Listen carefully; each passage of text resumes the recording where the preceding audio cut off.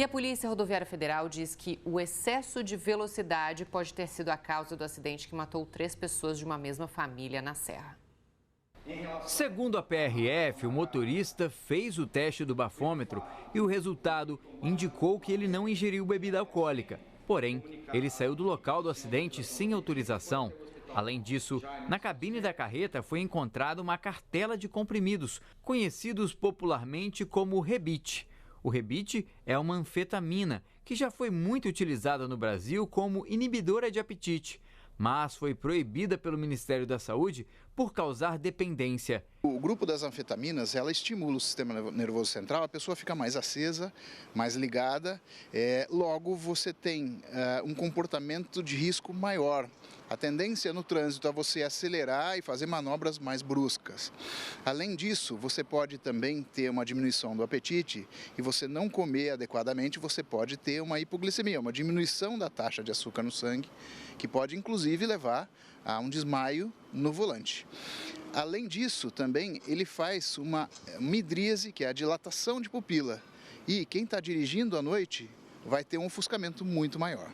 Segundo a PRF, só há uma suspeita de que o caminhoneiro tenha ingerido a substância, mas isso só poderá ser confirmado com exame de sangue.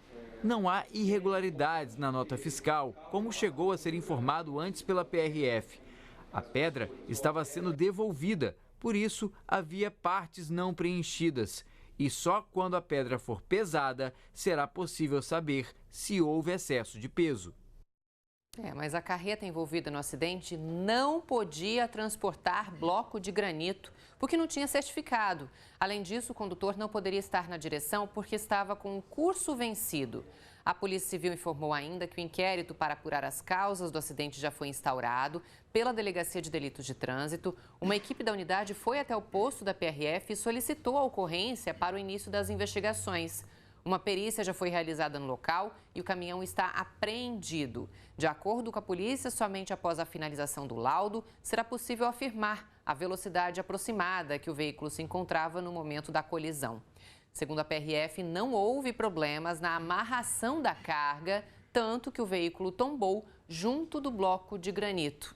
Então, tem uma série de problemas aí que culminaram no acidente, né? Para a gente discutir esse assunto, a gente trouxe muitos convidados aqui para o estúdio hoje. Os meus convidados são o João Luiz Guerra Júnior, que é advogado especialista em trânsito, o Carlos Bermudes e o Lucas Kaiser, que são advogados das famílias vítimas daquele acidente de Domingos Martins, e o Gregório Repsold, que é especialista em trânsito. Bom dia, muito obrigada pela presença aqui no Fala Amanhã.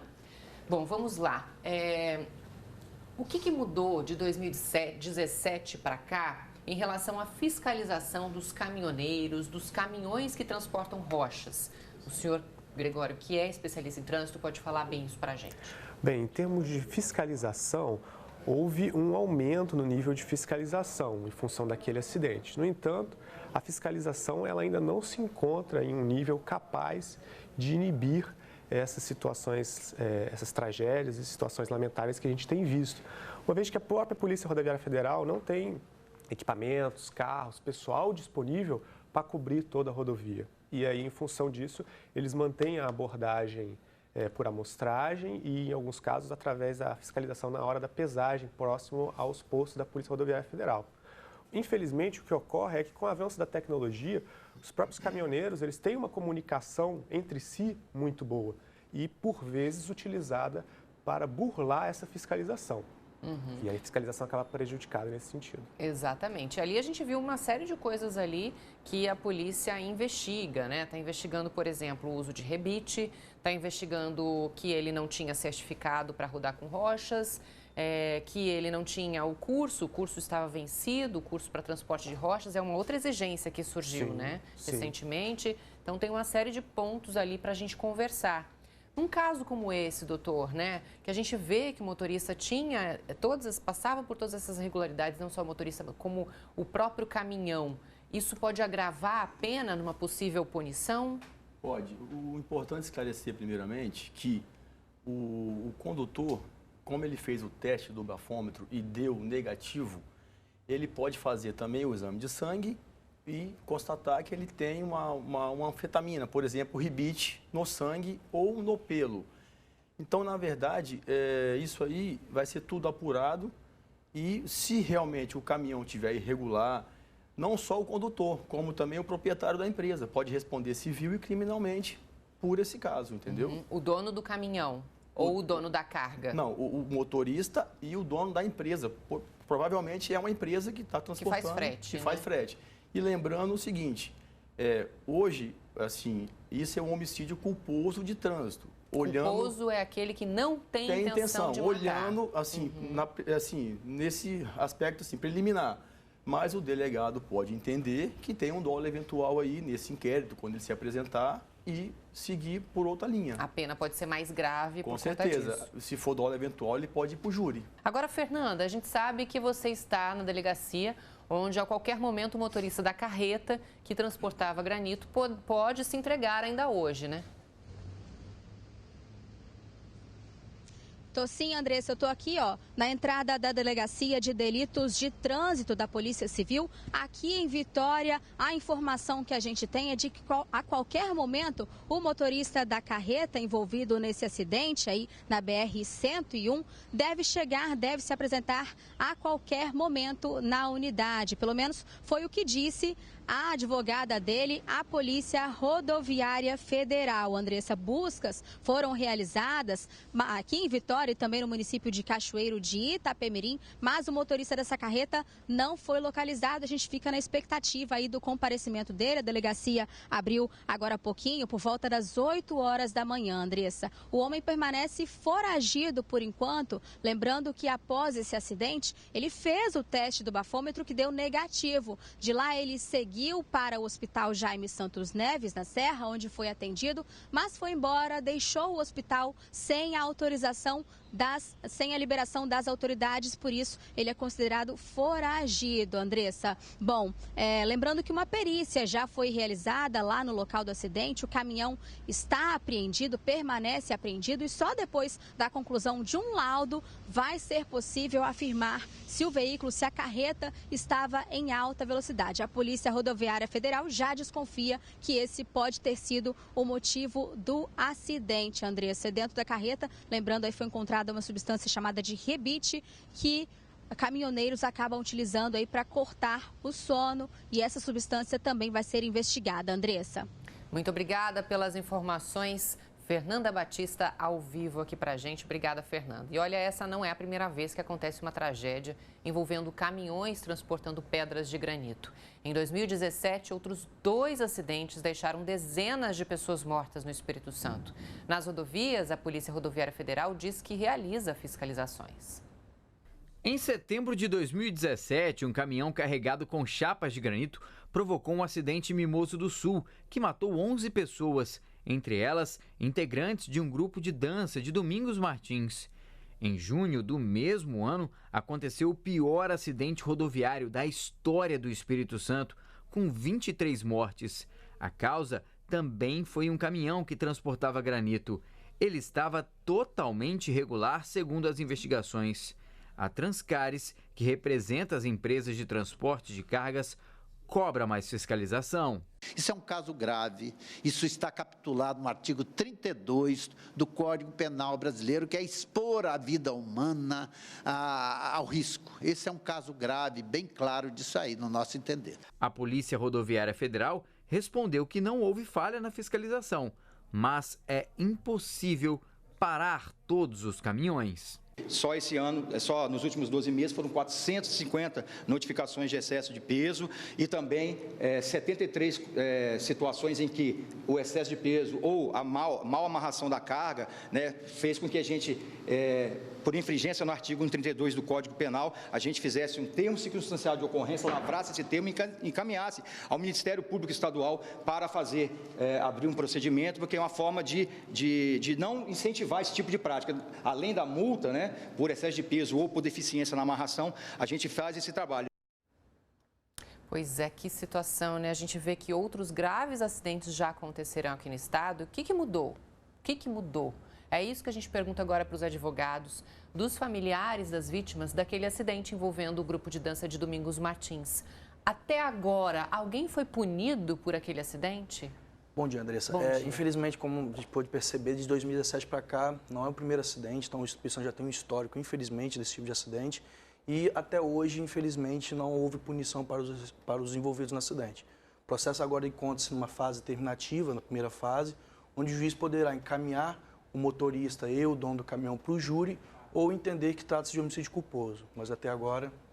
Até agora ninguém foi preso. É isso que eu ia perguntar. Alguém foi preso em algum momento nesse acidente? Desde o motorista da carreta, dono da empresa, dono da transportadora?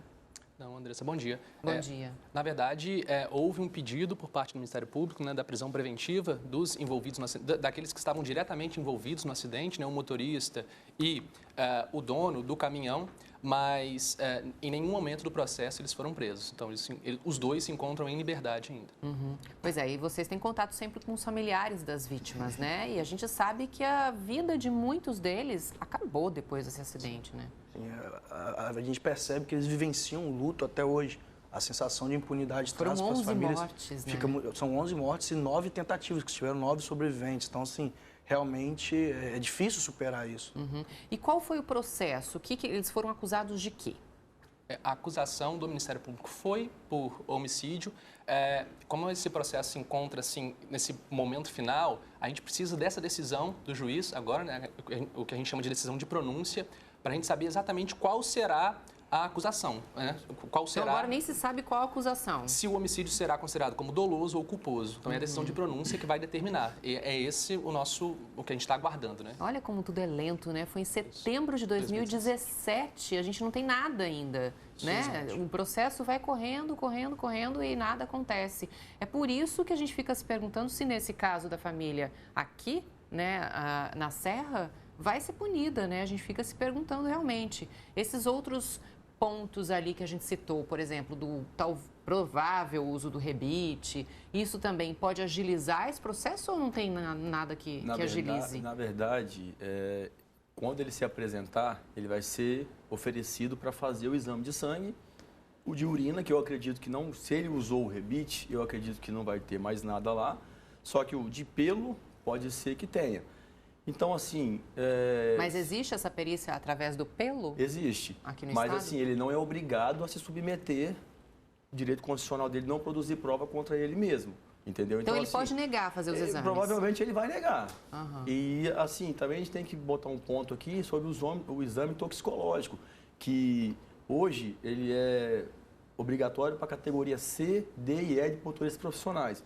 E o projeto de lei do presidente Bolsonaro quer acabar com esse exame. Então, assim, na minha opinião, isso é um retrocesso. Uhum. Já tem tantos acidentes aí e ele quer acabar com o exame toxicológico. A gente vai já falar também sobre esse projeto, né, de mudança no código. A gente já vai falar sobre isso. Mas antes, deixa eu chamar uma reportagem que a gente preparou, falando sobre esse acidente. O dia de ontem foi de muito sofrimento para parentes e amigos da família que receberam a notícia e hoje também no velório das vítimas.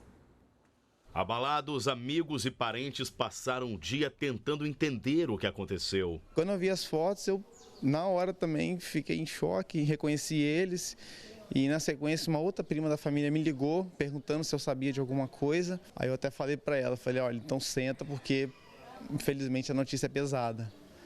E aí que eu confirmei para ela que o Neto, a Dani e o Luca nos deixaram, mas e que o Gabriel ainda havia esperança de sair bem dessa situação. Daniele Martins tinha 34 anos. Essa vizinha da família conta que a tratava como uma irmã.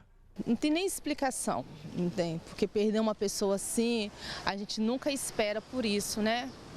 Então é uma amiga, nós sempre falávamos que nós éramos irmã. Daniele foi criada pela tia, que precisou ser medicada e não teve condições de conversar com a nossa equipe de reportagem.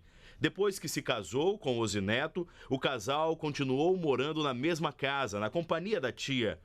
Foi ao lado da residência que ele montou uma assistência técnica de telefones celulares. Na porta, o aviso do período de férias. A previsão era que o comércio voltasse a funcionar depois do dia 14, quando a família iria retornar de uma viagem ao Nordeste. A Daniela estava de férias, né? Então há 7 dias foram fazer um passeio pelo Nordeste, né? E assim ontem, né, na volta, né, já para casa, aí aconteceu nesse acidente. William lembra com carinho do primo. É um cara que não tenho o que dizer, tipo, era amigo para toda a obra. Muito triste, né? Quando a gente conhece as vítimas, fica mais trágico, né? Não sei se vocês têm essa impressão, mas eu tenho essa impressão. Falamos agora das irregularidades da carreta envolvida nesse acidente. As multas para os caminhoneiros que burlarem a fiscalização vão diminuir, Lucas Pisa?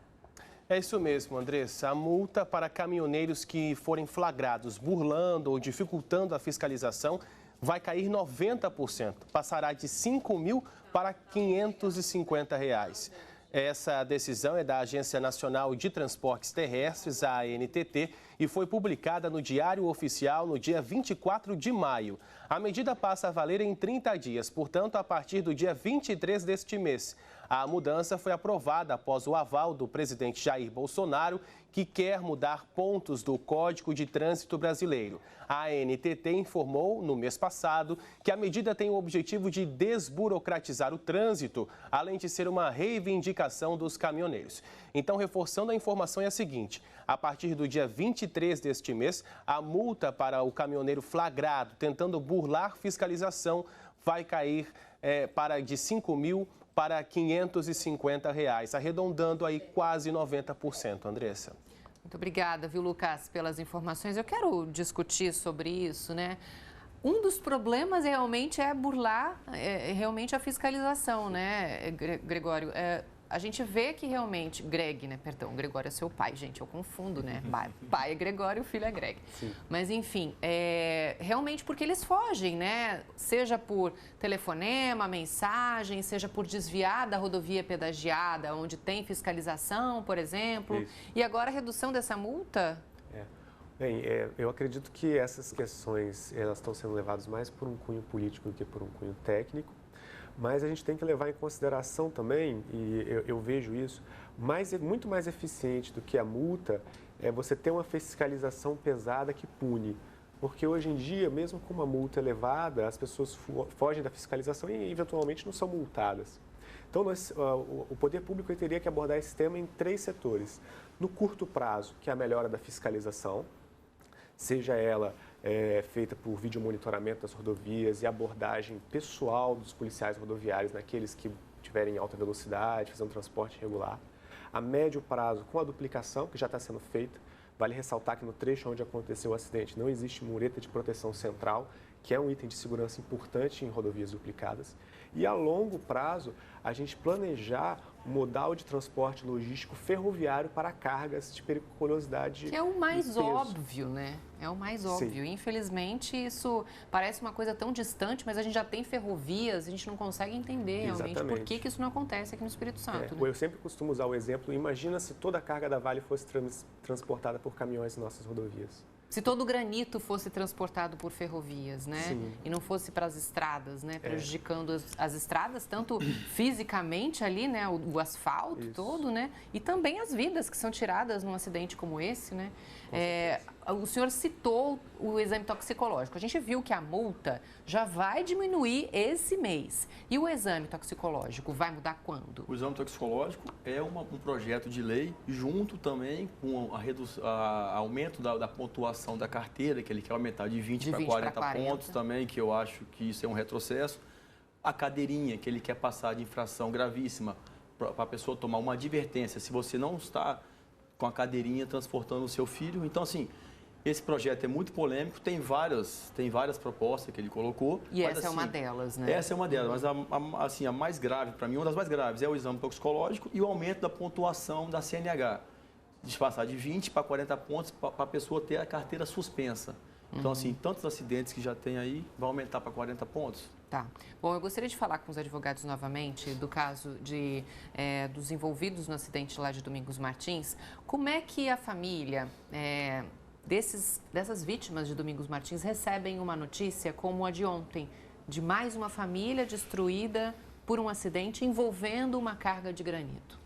Com certeza, acredito que venha à memória todo o sofrimento que eles vivenciaram em 2017 e fica mais uma vez aquela sensação de que, poxa, mais uma família que se vai virar estatística, não vai ter justiça, enfim, acredito, nós percebemos assim uma sensação mesmo de impunidade e de revolta por parte dos familiares.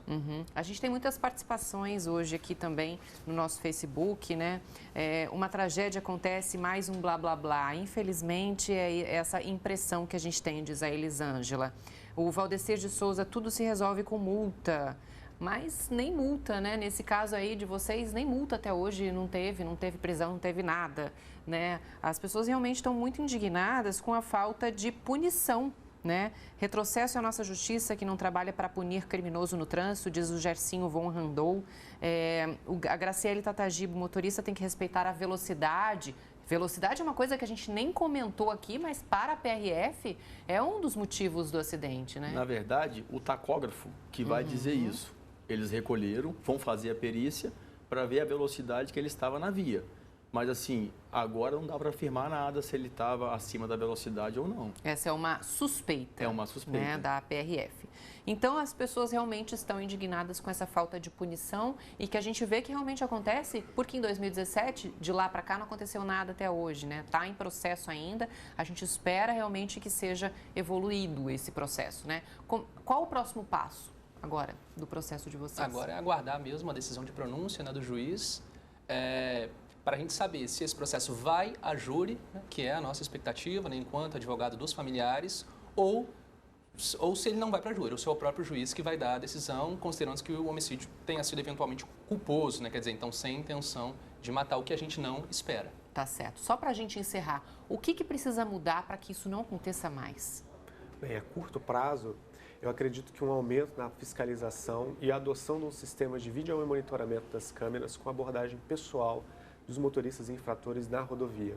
Isso é muito mais eficiente do que o radar, muito mais eficiente do que você pesar os caminhões, porque aí você pega os infratores e faz o flagrante, evidentemente, da infração, e você precisa, além da multa, gerar um transtorno que faça com que as pessoas não façam mais. Porque muitas vezes a multa só, quando a pessoa tem poder econômico para pagar e fazer, então não tem problema, na próxima eu vou ficar mais esperto. Tem muita gente que infelizmente pensa assim. Então é necessário que além da multa, a infração ao ser pega em flagrante, ela gere um transtorno que faça com que a pessoa não repita o que ela está fazendo de errado, né? Não vale a pena. Quem transporta uma rocha, R$550 de multa, por exemplo, não é nada, né? Sim, é muito pouco o valor de uma multa como essa. Gente, eu quero agradecer a presença de vocês, obrigada pela participação, a gente espera que tenha um sucesso no processo de vocês também. Obrigada, viu, pelos comentários aqui, que é sempre importante a gente discutir esse assunto. Obrigada, viu?